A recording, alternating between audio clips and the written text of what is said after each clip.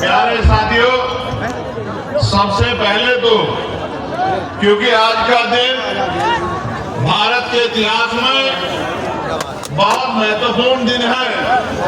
आज के दिन एक क्रांति सूर्य जो इसी मध्य प्रदेश की धरती से जन्मा था, 14 अप्रैल 1891 को वो सूर्य 6 दिसंबर 1956 को आज ही के दिन अस्त हुआ था। साथियों, इसलिए बड़े दुख का दिन है। मैं खुद की तरफ से, अपनी पार्टी की तरफ से, हमारे संगठन की तरफ से, एक एक कार्यकर्ता की तरफ से परम पूजनीय विश्वधर डॉक्टर बाबा साहब अम्बेडकर को अपनी आदरांजलि पेश करता हूं। और आदरांजलि पेश करने का मतलब यह नहीं है कि सिर्फ भाषण करके या नारा लगा के बात खत्म हो जाए। आज इस मध्य प्रदेश की धरती पे जब मैं सुबह पार्लियामेंट गया था बाबा साहब अम्बेडकर को नमन करने के लिए, तो ये संकल्प लेके वहां से चला था कि आने वाले कुछ सालों के बाद देश की संसद में एक अम्बेडकरवादी प्राइम मिनिस्टर बनकर जाएगा। ये संकल्प करके प्यारे साथियों, बाबा साहब को मानने का मतलब है बाबा साहब को जानना। जब तक आप बाबा साहब को जानोगे नहीं, तब तक आप बाबा साहब को मान नहीं सकते। और वो सच्ची आदरांजलि ये होगी कि आप बाबा साहब अम्बेडकर के विचारों को पढ़ें और उन विचारों पे चलने का काम करें। मैं जब मध्य प्रदेश आता हूँ, मुझे मध्य प्रदेश से झोली भर भर के प्यार मिलता है, इसमें कोई दो राय नहीं है।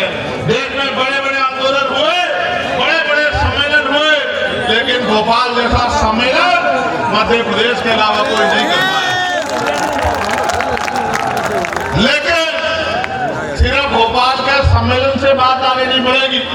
मैं आज के कार्यक्रम की शुरुआत उस शपथ से करूंगा जो शपथ अभी पश्चिम उत्तर प्रदेश के 3 मंडल की सभा करके हम लोगों ने लिया था। महत्वपूर्ण दिन है।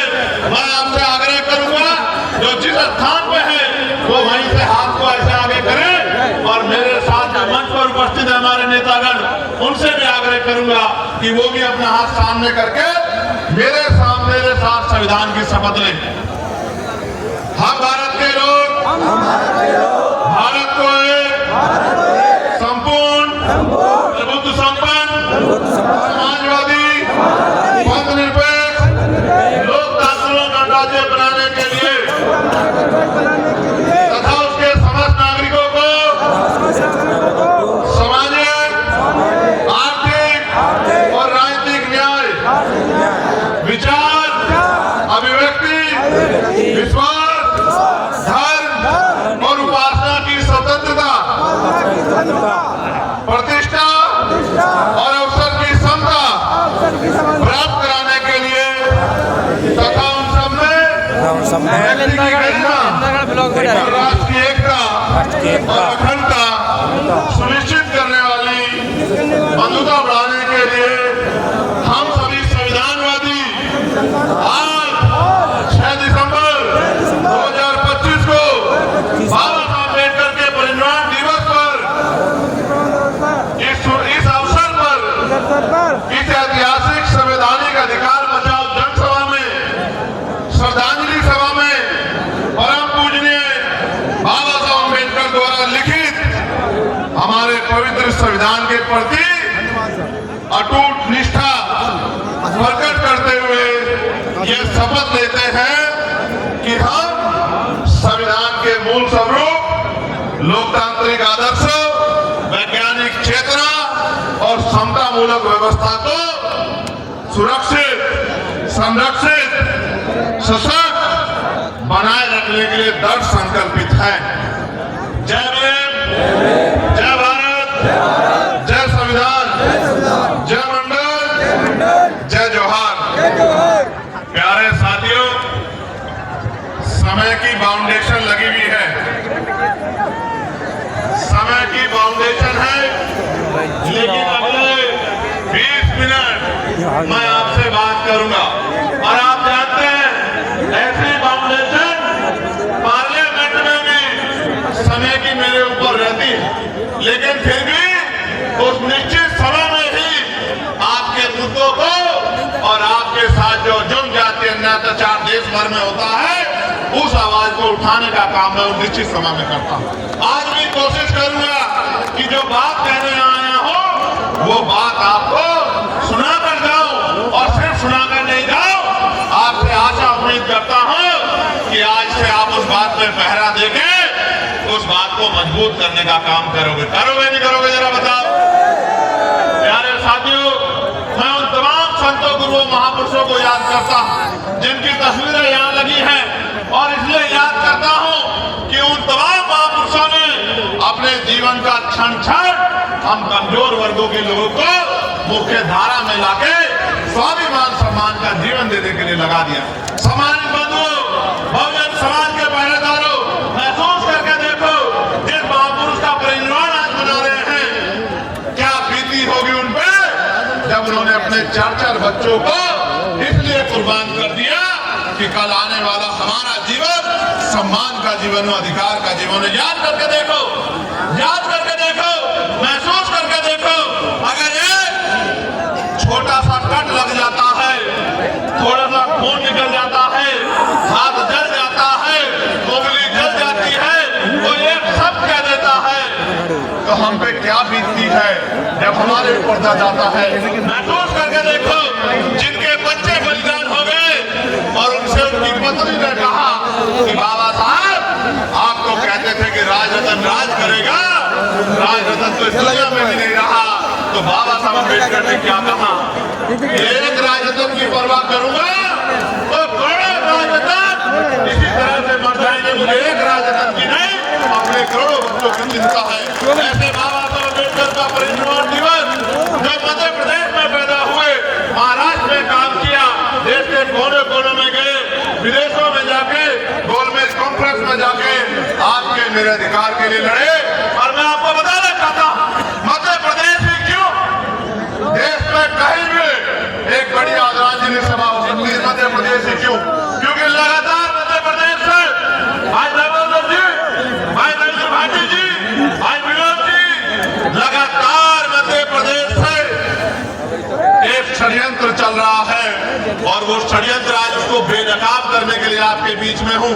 ये वही उत्तरगढ़ है जहां कुछ दिन पहले हमारे भाइयों पे हमला करने की जरूरत की गई थी। ये वही उत्तरगढ़ है, मैं इस बात को जानता हूं। और हमला करने वाले भी हमारी ताकत को जानते हैं, वो बेवकूफ नहीं है, हमारी ताकत को जानते हैं, मुसीबत लोग हैं, मैं उनको जानता हूं। अगर एक जोर से आवाज लगा दी तो भाग्य मच जाएगी, मैं इस बात को भी जानता हूं। प्यारे साथियों, गौर से सुनो कि क्या षड्यंत्र ये है कि देश को जो मजबूत करता, अखंड बनाता, वो भारत के संविधान को कमजोर करने का षड्यंत्र किया जा रहा है। उस संविधान को कुचलने का षड्यंत्र किया जा रहा है, और देश जानता है, विरोधी जानता है, दुश्मन जानता है, जब तक बाबा साहब को मानने वाले हैं, जब तक फूले को मानने वाले हैं, जब तक साहू को मानने वाले हैं, जब तक इन बहुजन महापुरुषों को मानने वाले लोग हैं, तब तक वो लोग इस काम को नहीं कर सकते। इसलिए जानबूझ के वो अंदर एक आंदोलन चला रहे हैं कि बाबा साहब अम्बेडकर अगर संविधान निर्माता नहीं रहेंगे, इस बात को लोगों के अंदर बात चली जाए तो महसूस करना कितनी गहरी बात बता रहा हूं। मरते रोज लोग हैं, सड़क पे एक्सीडेंट होते हैं, लोग जलकर मरते हैं, पीड़ा में मरते हैं, तमाम तरह के अन्य अत्याचार में मरते हैं, लेकिन हम उस दुख को कितने समय तक गले से लगाते हैं, हम उस दुख को कितनी देर तक याद रखें। बाबा साहब अम्बेडकर संविधान निर्माता नहीं है, तो अगर कल हम संविधान को बदलने की कोशिश करेंगे तो ये लोग चुप हो जाएंगे, क्योंकि ज्यादा देर ये दुख नहीं रख पाएंगे मन में। और जब तक ये बात इस देश के इतिहास में लिखी है, इस देश की छाती में लिखी है कि बाबा साहब अम्बेडकर संविधान निर्माता है, किसी की माँ ने दूध नहीं पिलाया कि वो संविधान की तरफ इसलिए जानबूझ के षड्यंत्र करके आपके मन में जो संवेदना है, जो भावना है, बाबा साहब अम्बेडकर इस देश के प्रति और इस देश के संविधान के प्रति है, उन भावनाओं को परिवर्तन करने के लिए आंदोलन चलाया जा रहा है। हालांकि ऐसे आंदोलन से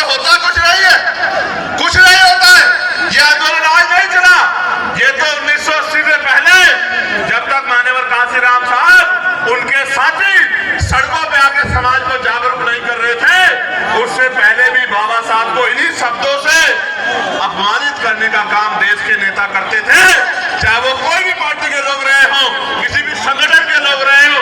ये वही भारत है जिसमें बाबा साहब अम्बेडकर की शव यात्रा निकाली गई। ये वही भारत है जीते जी बाबा साहब अम्बेडकर को अपमानित किया गया। इतना पढ़ने के बाद, इतना ज्ञान हासिल करने के बाद और देश को संविधान रूपी इतनी बड़ी शक्ति देने के बाद उनको अपमानित किया गया। अंग्रेजों के साथ जोड़ के उनके विरोध में जाति के आधार पे, मैं आपको बस ये बताना चाहता हूं, ये षड्यंत्र पुराना है, लेकिन मैं आपको एक घटना के बाद साथ इस बात को मजबूत करके बताऊंगा। महाराष्ट्र में नामांतर आंदोलन चल रहा था। माननीय अध्यक्ष जी, मेरी बात पर गौर करना। महाराष्ट्र में नामांतर आंदोलन चल रहा था। महाराष्ट्र में जो मराठा यूनिवर्सिटी है उसका नाम बाबा साहब अम्बेडकर के नाम पर करने की बात चल रही थी। वहां के अम्बेडकरवादी लोग आंदोलन कर रहे थे। गौर से सुनना नौजवान साथियों, वो आंदोलन कर रहे थे। 79 में गोलियां चली, कई नौजवान शहीद हो गए। सरकार ने नाम नहीं बदला, सरकार राजी नहीं थी। लेकिन इधर काशीराम साहब गांव-गांव जाके उत्तर प्रदेश, मध्य प्रदेश, बुंदेलखंड के अंदर, राजस्थान के अंदर, पंजाब के अंदर, हरियाणा के अंदर बाबा साहब के विचारों को लोगों से जोड़ने का काम कर रहे थे। एक ऐसा समय आया कि उधर नामांतर का आंदोलन चल रहा था, संत पवार जी की सरकार थी, और दूसरी तरफ यहां उत्तर प्रदेश में 14 अप्रैल 1989 को एक यूनिवर्सिटी का नाम बाबा साहब अम्बेडकर के नाम पर रखा गया। यह आंदोलन नहीं चला था उत्तर प्रदेश में, आंदोलन महाराष्ट्र में चल रहा था, नाम उत्तर प्रदेश में रखा गया। क्यों? क्योंकि बाबा साहब अम्बेडकर के अनुयायी मान्यवर काशीराम साहब ने बाबा साहब के नाम पे जन समर्थन जुटाने का काम तैयार कर दिया था और घर घर तक बाबा साहब की बात पहुंचाने का काम कर दिया था। इसलिए उनको लगा इस देश में कुछ भी सामाजिक नहीं है, कुछ भी सामाजिक नहीं है, सब राजनीतिक है। आज अगर आपकी जरूरत होगी, यही नेता आपके पैरों में पड़े दिखाई देंगे, आपके पैर पकड़े दिखाई देंगे, आपका हाथ अपने सर में रखवा रहे होंगे, आपको भाई, चाची, ताई, बहन कह रहे होंगे, और जब चुनाव खत्म हो जाएगा, इनका मतलब खत्म हो जाएगा, आपकी गली बस्ती में पैर भी नहीं रखेंगे। मेरी बात को आप याद रखें। ना होता वोट का अधिकार, ये हम पढ़ते हैं बाबा साहब अम्बेडकर को, हम पार्लियामेंट की डिबेट पढ़ते हैं, और मैं आपको सच बता रहा हूं, ऐसा याद चल रहा है।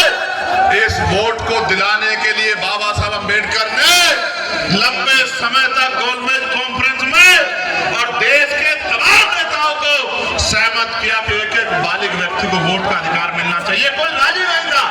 कोई कहता पूंजीपतियों को मिलना चाहिए, कोई कहता पैसे वालों को, कोई कहता पढ़े लिखे लोगों को।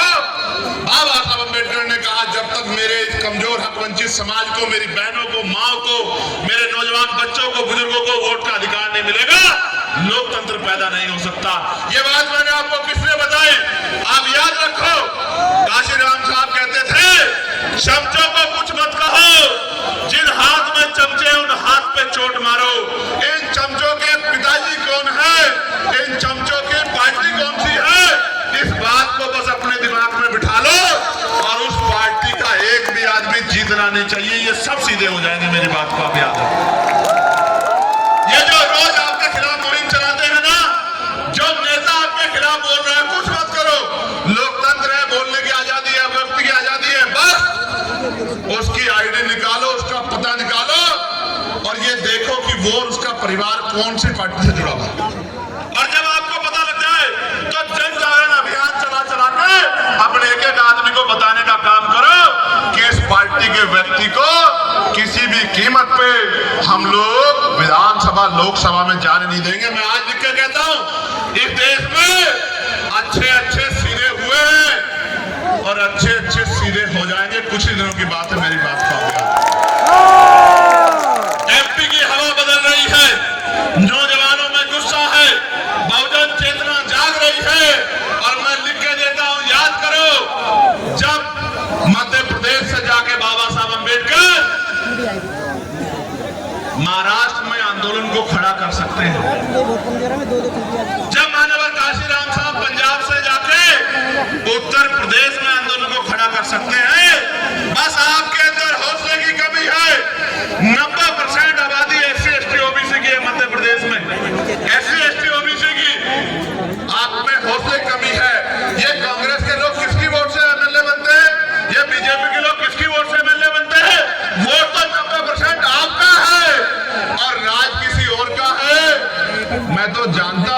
कि मध्य प्रदेश में क्या हो रहा है।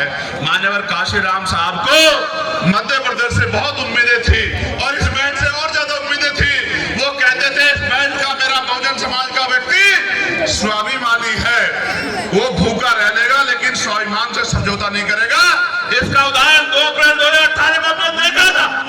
2 अप्रैल 2018 को हमने इसका उदाहरण देखा था जब मेरे नौजवान भाइयों ने पूरे देश को बताने का काम किया था कि ये ग्वालियर चंबल संभाग, रीवा संभाग किसी से झुकने दबने वाला नहीं है। प्राणों का बलिदान देके उस आंदोलन को अपने खून से सींचा था मेरे भाइयों। सम्मानित साथियों, यहां से एक आदमी निकला और मैं उसको इसलिए बाबा नहीं कहता क्योंकि देश के प्रधानमंत्री जी भी उसको बाबा नहीं कहते, वो कहते मेरा छोटा भाई। आप सुन लेना, मैं संवैधानिक व्यक्ति हूं। तो जब प्रधानमंत्री सांसद है, वही सांसद ही प्रधानमंत्री बने हैं, जब वो छोटा भाई कहते तो मैं काहे को बाबा कहूं। मैं तो एक ही बाबा को जानता हूं जिनका नाम है डॉक्टर बाबा साहब अम्बेडकर। तो उन्होंने नारा दिया कि जात पात की करो विदाई। तो दामोदर साहब खड़े हो गए, बोले जी विदाई कर देंगे, ठीक है, लेकिन मेरे 5-4 सवाल इनका जवाब दे दो।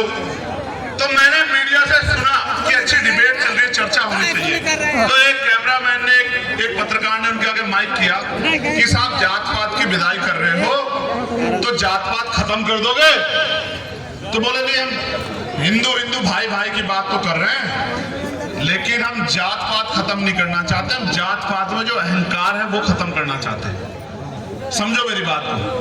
वो कह रहे हैं कि हम जात पात नहीं खत्म करना चाहते, जात पात में जो अहंकार है वो खत्म करना चाहते हैं। ये अहंकार तो आपके महापुरुषों ने, आपके पूर्वजों ने तब भी खत्म नहीं किया जब बाबा साहब अम्बेडकर इस देश में लड़ रहे थे कि हिंदू धर्म में, सनातन में जो कुरीतियां है उनको निकालने का काम किया। तो बाबा साहब जैसे पढ़े लिखे आदमी की बात आप लोग नहीं माने, आज के लोगों की बात आप कहां मानने वाले हैं। तो इसलिए मैं आपसे कह रहा हूं। फिर उन्होंने, पत्रकार ने उनसे कहा कि भाई सवाल ये आ रहा है कि आप अनमैरिड हो, तो क्या किसी दलित समाज की बेटी से आप शादी करोगे। तो चेहरे का रंग बदल गया। और यही बात, भाई भाई की बात, जब हमारा आईएएस है यहाँ संतोष वर्मा, जब उसने की कि भाई आप हिंदू भाई भाई की बात कर रहे हो, गौर से सुनो, ताली मत बजाओ, गौर से सुनो, कान खोलो अपने।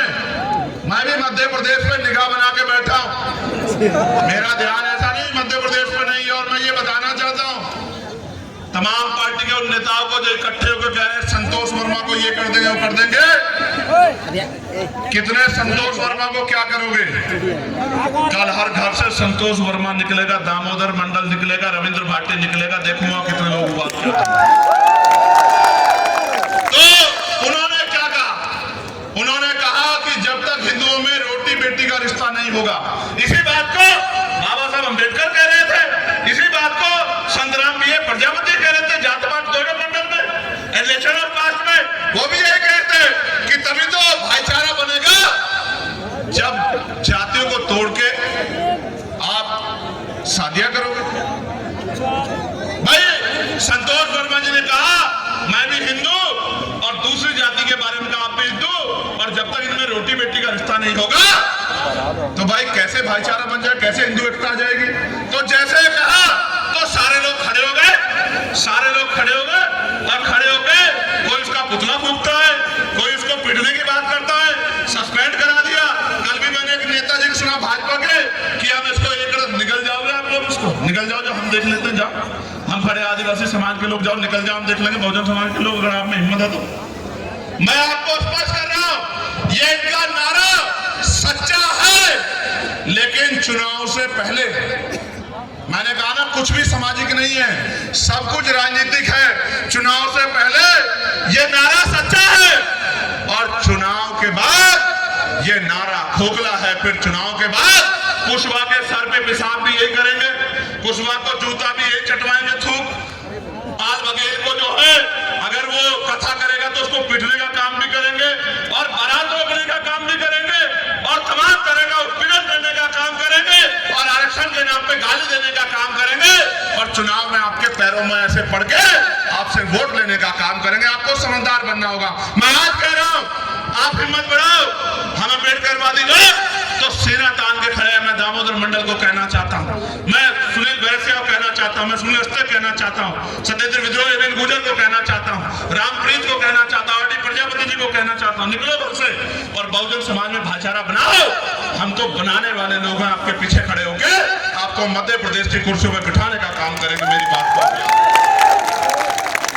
मैं आपको बहुत जिम्मेदारी से कह रहा हूं, मेरे लोगों सुनो।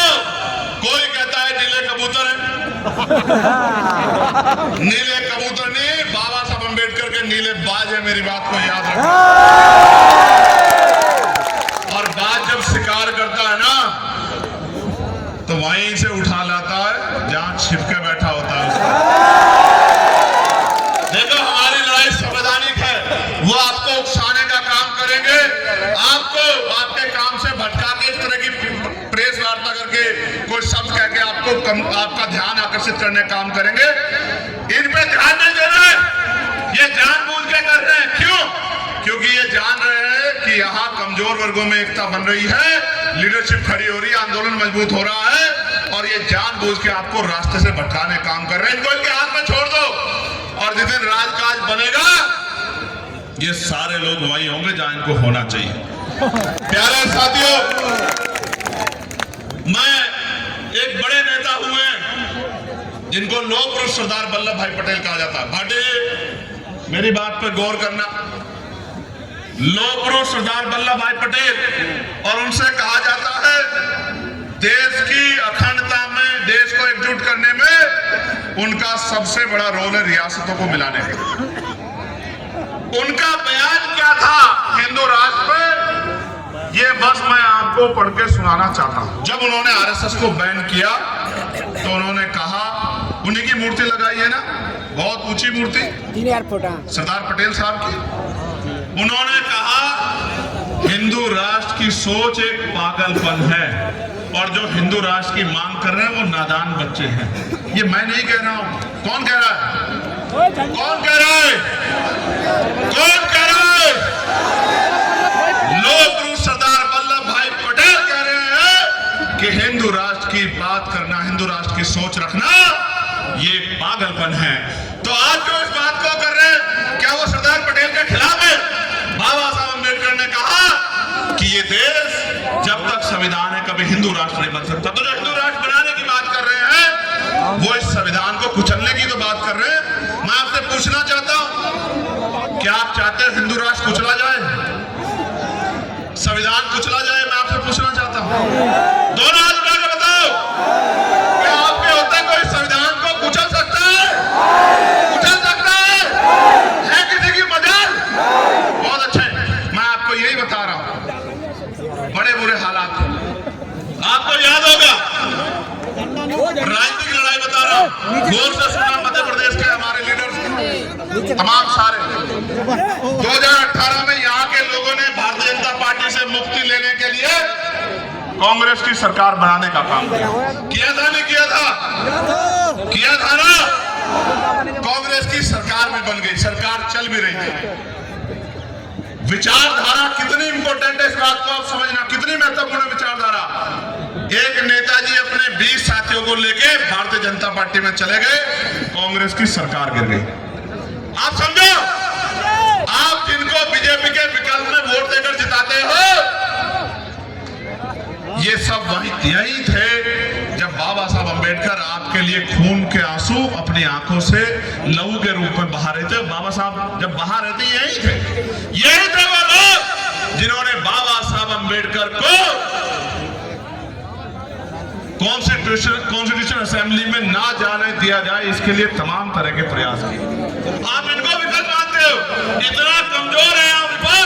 मैं आज आपसे कह रहा हूं, अगर यहाँ कोई भविष्य विकल्प बनेगा तो इस एकता के जरिए आजाद समाज पार्टी भारतीय जनता पार्टी का विकल्प बनेगी।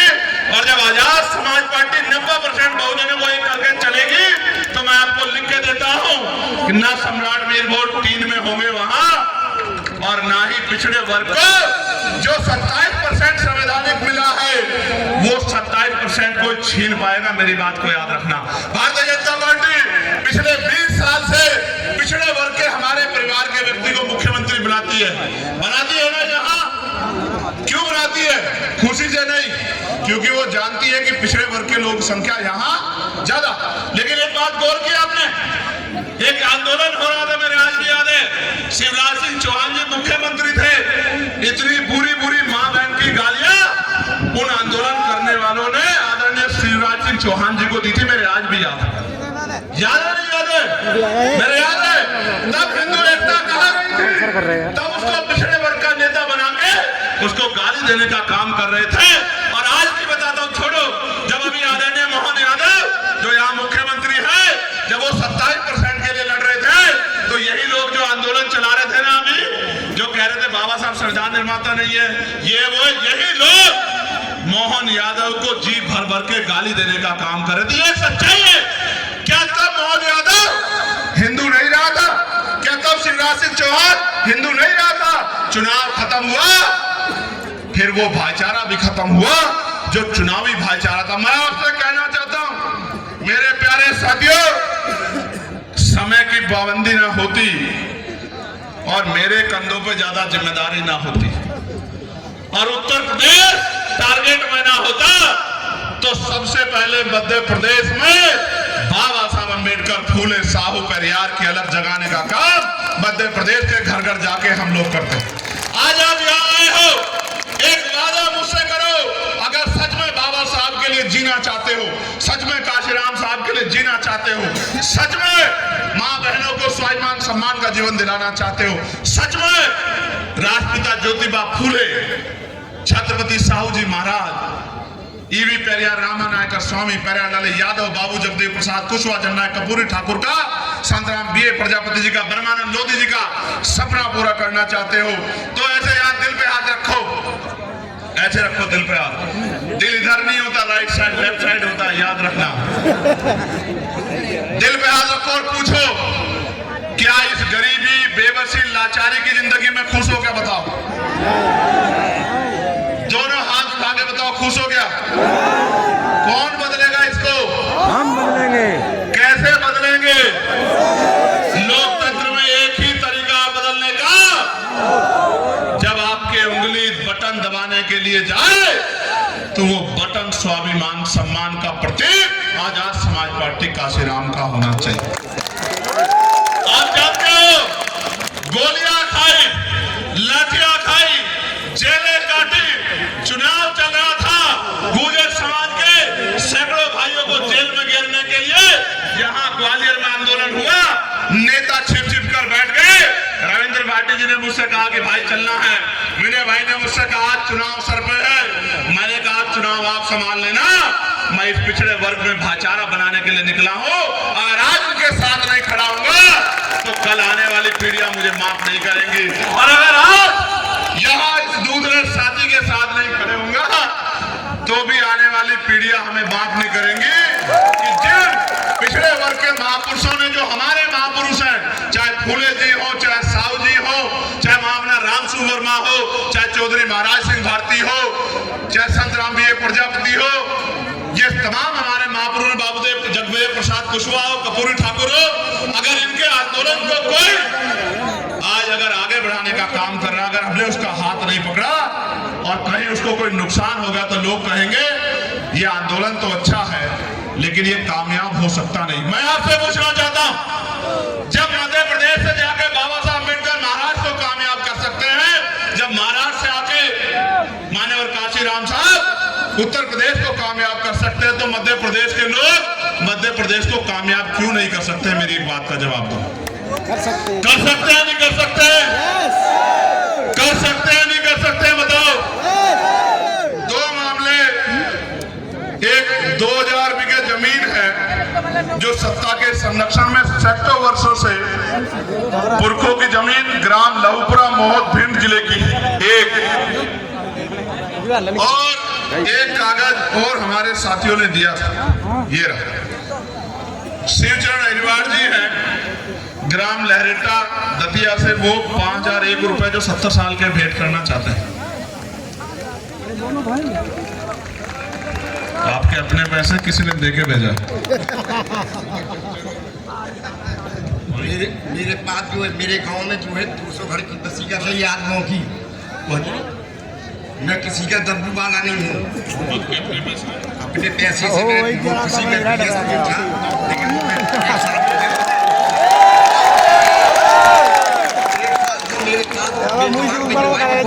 आपकी सुन के मुझे आंसू आ गए।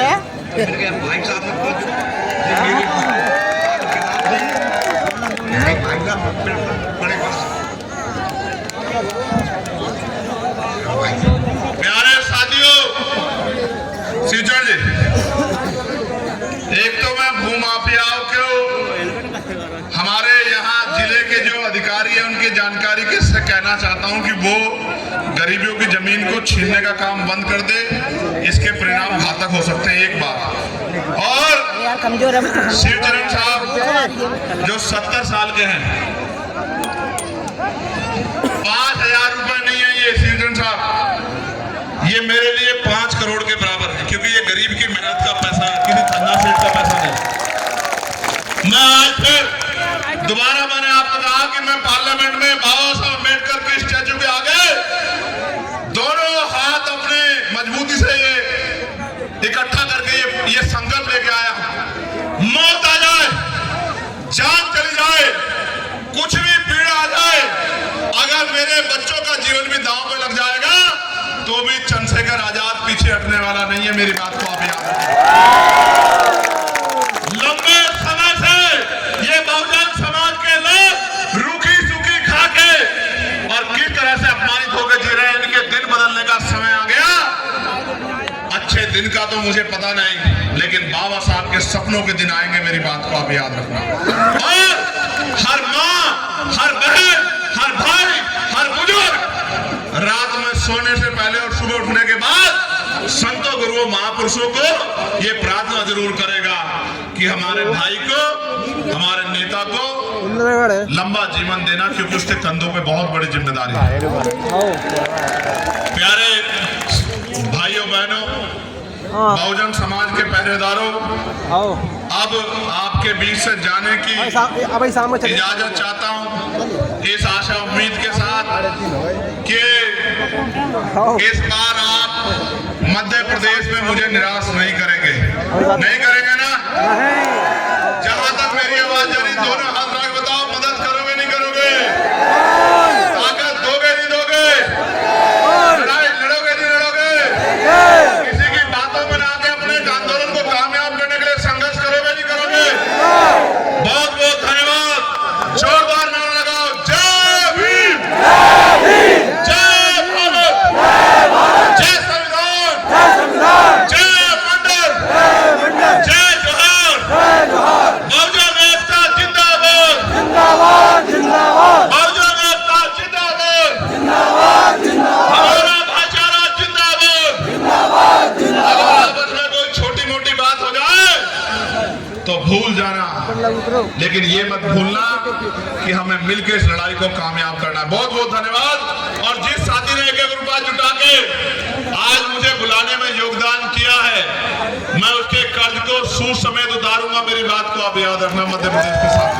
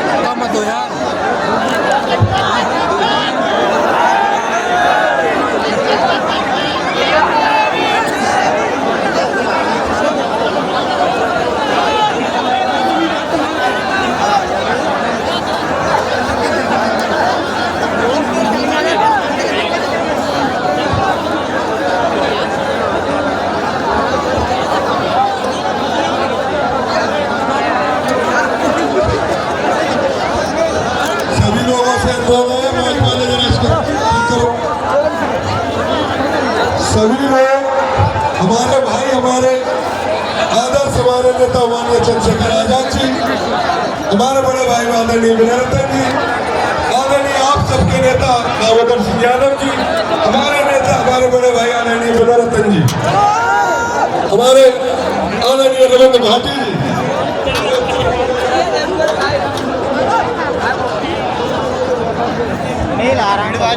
जय भीम। आप